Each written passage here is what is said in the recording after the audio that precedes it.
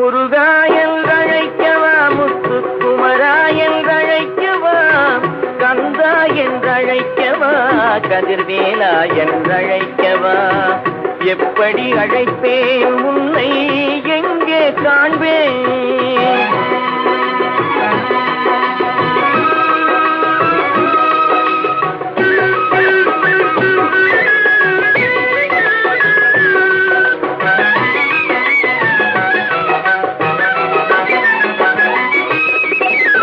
ஆறுபடை வீடெங்கும் தேடி வந்தேனப்பா, அங்கெங்கும்